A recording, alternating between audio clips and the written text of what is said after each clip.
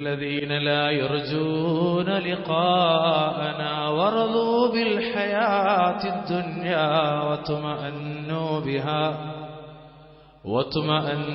بها والذين هم عن آياتنا غافلون.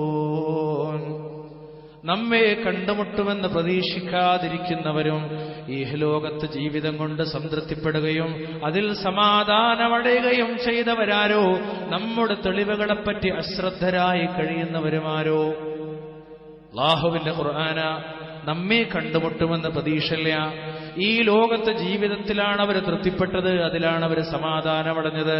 ഒരു ലോകത്തെ പറ്റിയുള്ള ധാരണ, മറ്റൊരു ലോകത്തേക്ക് കടന്നു വരേണ്ടവരാണ് നിങ്ങളെന്ന കാഴ്ചപ്പാട് നമുക്കുണ്ടാക്കി തീർക്കാൻ പടച്ചിറപ്പിന്റെ ദൃഷ്ടാന്തങ്ങൾ വല്ലദീനഹും അൻ ആയാതിനാ ഗാഫിലൂൻ. വല്ലാത്തൊരു വാചക ഖുർആന്റെ വാക്ക്. മനുഷ്യന്റെ അസ്വസ്ഥതയുടെ എല്ലാ കാരണവും ഈ 4 കാരണങ്ങളാണ്. ഒന്ന്, പടച്ചോനെ കണ്ടുമുട്ടുമെന്ന പ്രതീക്ഷല്ല.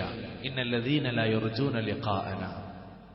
രണ്ടാമത്തെ വിഷയമോ വറളൂ ബിൽ ഹയാത്തിദ് ദുനിയാ.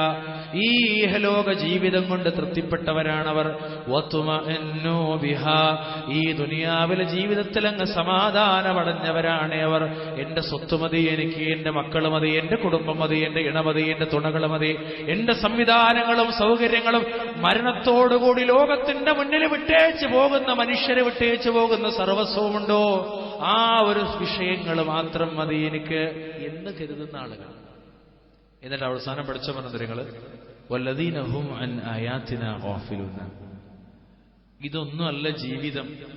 മനുഷ്യരെ, ഒരു മരണമുണ്ട്, ആ മരണത്തിനപ്പുറം ഒരു ജീവിതം വരാനുണ്ട് എന്ന് കൃത്യമായി ലോകത്തേക്ക് പ്രവാചകന്മാരെ പറഞ്ഞയച്ച് അവസാനത്തെ പ്രവാചകരായ ഹബീബ് റസൂലുള്ളാഹിയിലൂടെ സ്വല്ലല്ലാഹു അലൈഹി വസല്ലം ഈ ദീനങ്ങ് പൂർത്തീകരിച്ചിട്ട് ഏതൊന്നാണോ ലോകത്തിന്റെ മുന്നിൽ വിട്ടേച്ചത്, അതിനെപ്പറ്റി ലോകത്ത് മനുഷ്യർ അശ്രദ്ധയിലാണ്. മനുഷ്യർക്ക് അതിനെപ്പറ്റി യാതൊരു ധാരണയില്ല. ഈ ഒരു അശ്രദ്ധയാണ് സമാധാനമില്ലായ്മയുടെ, അസ്വസ്ഥതയുടെ, ശാന്തിയില്ലായ്മയുടെ മുഖ്യ കാരണം. വളരെ അടിസ്ഥാനമായിട്ട് നമ്മൾ മനസ്സിലാക്കുന്നത്. ഇത് കൃത്യമായി ഒരാൾ ശ്രദ്ധിച്ചാൽ ബാക്കി എല്ലാ കാര്യങ്ങളും കൃത്യമാകും. ഇത് കൃത്യമല്ലേ, പിന്നീട് അങ്ങോട്ട് അസ്വസ്ഥതകൾ മാത്രമേ